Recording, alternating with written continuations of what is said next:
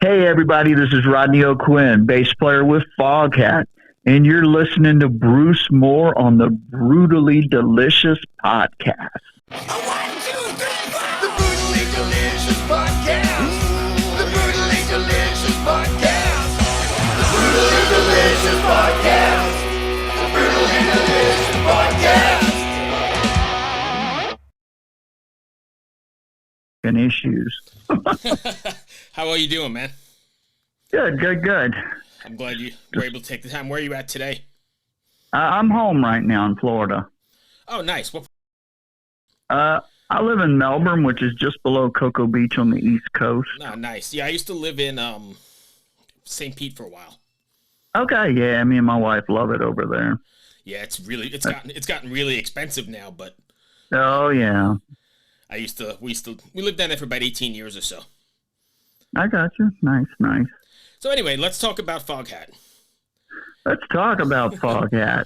I guess my first question is, and this might be a big one, but how does it feel to be still doing this after so many years and still be relevant? It's quite, it's a very surreal thing to me. I mean, obviously I'm not an original guy, but Roger's the last remaining original person in the band, and he's kept the machine going for 52 years. That's man. Crazy. Yeah, and he don't show up any signs of wanting to hang up the drumsticks anytime soon. That's good. But yeah, it's excellent. Yeah. But to me, it's like a real surreal thing because, when Foghat Live first came out in 77, that's when I was just starting to try to figure out how to play bass. And, that was one of my go-to records, whether I was trying to learn it on my bass or if I was cranking up the tennis racket and air playing. Right. But later in life, Craig McGregor pretty much handpicked me to be his successor. So that gives me one of those Mark Wahlberg moments in that movie Rockstar. Yeah. I used to have posters of these guys on my wall. Now I'm one of them. Was it like really surreal? Yeah, it was really cool. It was a very flattering honoring, that he even mentioned it. It all came about, some of the crew guys would mention my name every now and then because every so often Craig was taking time off because he was managing his son's band. And I was playing with Pat Travers at the time, and there was one weekend we played his hometown, and he was off the road that weekend. So him and his wife came out, and we hung out. And then the next morning, he picked me up, took me to his house, and cooked me a fantastic breakfast. And we sat at the kitchen table and talked about everything from A to Z. And then towards the end of the conversation, he just kind of said, if the opportunity would arise, would you be interested? And I'm like, well, I would hate to see you leave Foghat, but put my name in the hat. Yeah, hell yeah. So a couple of months later, I didn't hear anything, and then all of a sudden one day, I got a call, and we kind of started putting everything in motion. But Roger always says that after I'd left from that meeting, Craig called him, and all he would say is like, mini me.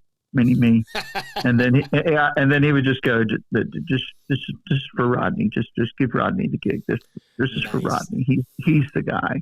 So I'm like going, yeah. A lot of I just wish it would have been under. Yeah. I was already playing with, I played with Pat Travers for almost 9 years. And in the meantime, I've played with a lot of other people, Mark Farner, Ronnie Montrose. Right. Did gigs with Derek St. Holmes as well, so I've kind of been around the block a little. Yeah, sure. Yeah, but it was just kind of it was a very cool thing, because all of a sudden this was like a true a mentor of mine, and all of a sudden he's like, yeah, I'm giving you the nod.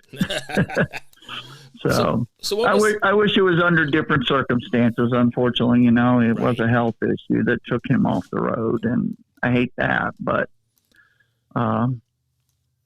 you were there, so yeah. I was there, So Sonic Mojo, what was the writing process like? You guys able to all write together? And if so, it was a very this one was done a little kind of different because it was kind of pieced together at times because Roger was getting ready to have shoulder surgery, so he was like, you know, and I want to get a record done. You know, management's on us about doing a record. So it was kind of we got in there and kind of hashed it out. Had some ideals. Plus, Kim Simmons, you know, had wrote some songs. That was his thing. He was like, you know, he was having a hard time touring because of his health, but he was still writing a lot. And he came back to Roger, and, you know, we got 3 songs on there, but he had wrote 4, but we got 3 on here. But, you know, so that lent a hand. So he had kind of, you know, we just polished up a little bit of what he had already done. And then we had some other stuff we'd been kicking around for a while that we just never got a chance to do anything with. So there was a certain amount of it that was kind of there, but just needed some polishing. And then there was a few different things we did that those guys had kind of cut the drum tracks, and then I showed up, and then they go, okay, you need to put bass to this. And I'm like going, well, all right. But what was real crazy is some of the ones that when they would play them back to me, because all of a sudden there was a couple of them I hadn't even heard at all, and I'm like going, okay, well, what am I going to do here? And actually, it was like when it was all said and done, I was going, yeah. So wait, there are some songs you didn't hear till you got to the studio? Yeah. Wow. Which, I mean, some of them were remakes, you know, because Foghat's always done some, but it was like they did their little twist, like Mean Woman Blues. Yeah, it's a very old blues song, but I mean, it almost, when we cut it, they almost kind of cut it with a little bit of a Latin feel. I'm a white Florida redneck. Right. Yeah. You know, about the only thing worse they could have done to me was cut a reggae track. Reggae music's like my kryptonite. Oh, really? Yeah. Oh, yeah. You try to get me to play reggae, you'll find out real quick how white I am. So if you're in Florida, I'm imagining a lot of this was done, besides the ones that you learned in the studio or heard first time in the studio, by email, right? Yeah, we did bounced a little bit of stuff around with email, and it'd be just like, well, here's a scratch guitar and drum, or scratch guitar and just a click track and stuff like that. But yeah, some of these though, for me, I just kind of showed up. Okay, it's time for you to cut bass tracks. Okay, I walk in and sit there with the headphones and listen to them for a few times. Okay, let's try this. Let's try that. Let's try the other. Yeah, we didn't record this all at once. It was definitely done in the box, right, so to speak. When we did stuff on Under the Influence, the last studio record, there was a lot of that was just cut live. And there was still a certain amount of that was still done in the box too, but not as much. This one here, because of trying to hurry up and get drum tracks done first, that Roger'd be happy with before, his surgery, kind of dictated a lot of it. It's amazing, like, where the technology has brought us, right? Because I think sometimes and you could probably speak to this more than me, but I think sometimes you sacrifice immediacy and doing it, being able to do it that way as for like quality, I guess, because a lot of times you would be able to get into a studio and bounce things off each other, right? And the songs would sort of progress and change and morph. Yeah, and then there's a certain amount of just playing the songs as a band for a little while before you actually go in the studio, because there's a couple of these tracks that we're playing live already. And, you can see where there's little changes if we've made, because as we're more so playing it together and gelling more, that's kind of changed a few things here and there. Yeah, that was my point. So, I think in the old days, everybody bounced stuff off and the songs kind of changed before they got to the studio. Right. Right. So, I mean, I've done that before where we actually had time that we even would try songs live for a little while just to see what would work live and stuff. And then by the time you actually made it into the studio, you'd kind of really already polished a lot of the edges off of it. Right. So with that being... But no. Sorry. Go ahead. No, I was going to say, if that's the case, then you did stuff like that in the past. Ever wonder what a punch from Elton John feels like? Or how you'd cope with having turned down the chance to be in Nirvana? Or what signal Keith Richards gives when he wants you to get the hell out of his hotel room? Fans of Too Much Effing Perspective don't have to wonder, because they've heard these exact stories and a jillion others on our podcast. I'm Alex Hoffman, former tour manager for Radiohead. And I'm musician and comedy writer Alan Keller. On the TMEP show, we get guests like Nancy Wilson from Heart, Jeremiah Freites from the Lumineers, and Modern Family's Julie Bowen to tell us things they may have only shared with their therapist, clergy, or a TMZ stringer. So join us on Too Much Effing Perspective. That's EFFING Perspective. The only podcast you crank up to 11. Were those songs, or do you write songs like how they're going to come across on stage or what the audience reaction is going to be? Or do you write the song more or less for the song's sake?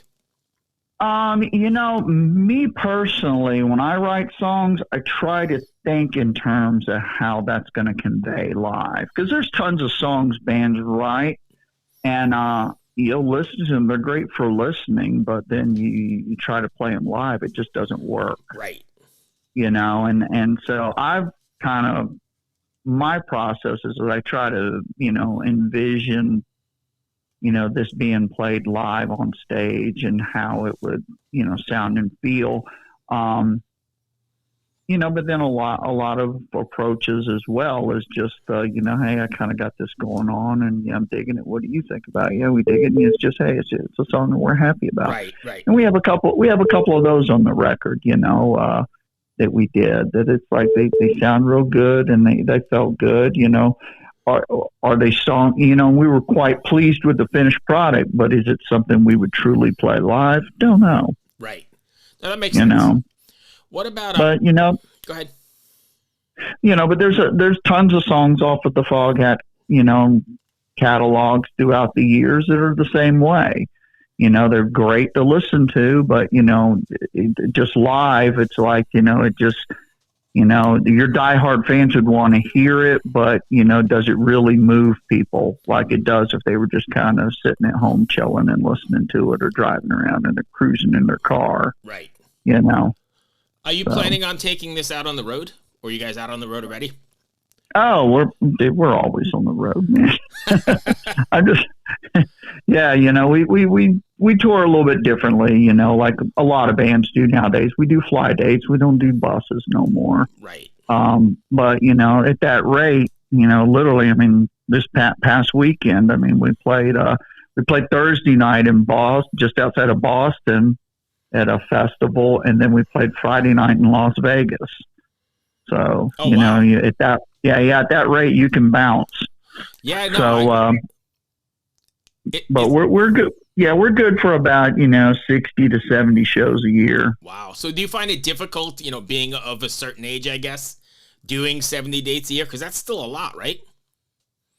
Yeah, it's traveling's exhausting. Yeah.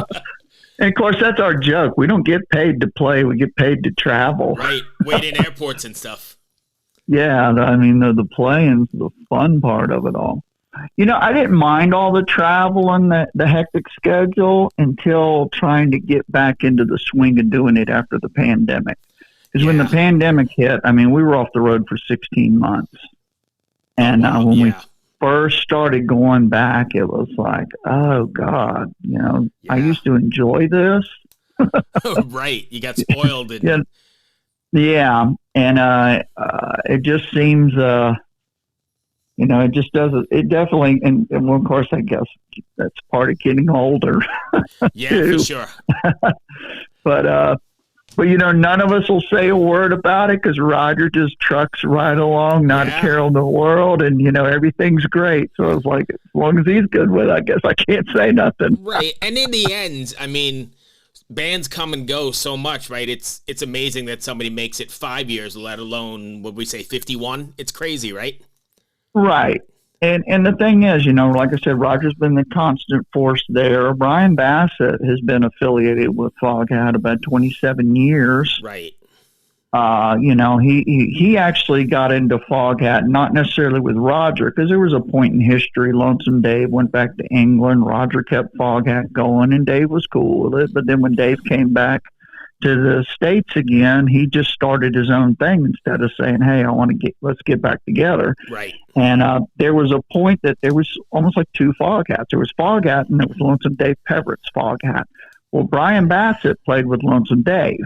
Right. And then when Rick Rubin wanted to get the original four back together, that kind of put Brian to the side. So he went with Molly Hatchet then. Right. And when Rod Price couldn't tour no more, it was instantly, Roger was like, well, Dave, you want me to audition guitar players? And Dave's like, no, I got the guy. And then Brian came back in. So collectively, Brian's been in the fold at least 27 years now. Right. And then, like Charlie retired at 20 years. He was the previous singer. Sure. He retired at 20 years, and I've already been in here over 8.5 now myself. Right. And then Scott's already hitting 2 years. But the Time music flies, man. But the music is timeless, right? I mean, there are those classics that are just timeless. Yeah, and the thing is, though, I mean, we're all true fans. Right. I mean, we were, like Brian, me, Scott, we were Foghat fans. We weren't just guys that, I need a gig. Let me go play with this guy. Right. We were just fans to it. And it's like me, if I'm not a fan of the music, I have no interest in doing it. No, that makes sense. Yeah, I mean, it's just that. There's so many guys, it's like they'll move from one band to the next, and it's kind of like just a paycheck. And right. Nah, that's okay. So the last one I have... That's got to be fun. Yeah, the last one I have, because I told the man that I'd keep it under 20, is... What's it like now? Because you guys are out there playing new tunes, I assume. So is the response really good to, like, drive-in and stuff? Actually, yeah. I mean, right now in the show, we're playing Driving On, She's a Little Bit of Everything, and I Don't Appreciate You. And actually, all three of those songs are just going over great. You can see people just, bobbing their heads, and, you can see people where they're picking up on the line of She's a Little Bit Everything and I Don't Appreciate You. Those people kind of pick up real quick on those, taglines that you can actually see them singing along. Right. But, yeah, we've had tremendous, and two of those songs we've already released, kind of like sneak release, and then I think another one's fixing to drop here in the next week or two. Teasers before the actual release date on November 10th. But so far, people's just really, really taken to it. That's fantastic. So that's a good sign. Rock and roll's still alive. Yes. I think it's more needed than ever because everybody needs a little bit of a distraction and a little bit of, fun from the shit we live through. Yeah, and that's kind of one of our little taglines. We let people know, after we play our first song and we talk a little bit, Scott just talks about, hey, if you don't mind, next hour or so, we're just going to play some music and have some fun and forget about, everything else that's going on. Yes. Yep. I agree. Well, that's all I had. I appreciate you taking the time, and I'm sorry that we got jumbled here in the beginning. No, that's okay. I just figured it was me again because it seems like it never fails. I could blame you if you want, but I don't know if it was me or you. Okay. I'll take it. Hello out there. Yes, hello out there, everyone. I'm Hal Schwartz. And I'm Flynn McLean. Together we host None But the Brave, a podcast dedicated to the music and career of Bruce Springsteen.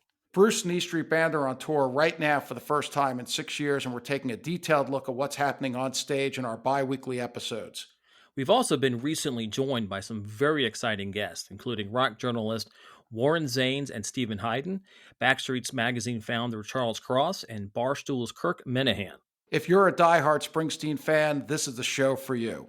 So please subscribe to None But the Brave on your favorite podcasting platform, and we hope to see you further on up the road. Thank you so much. We'll be seeing you.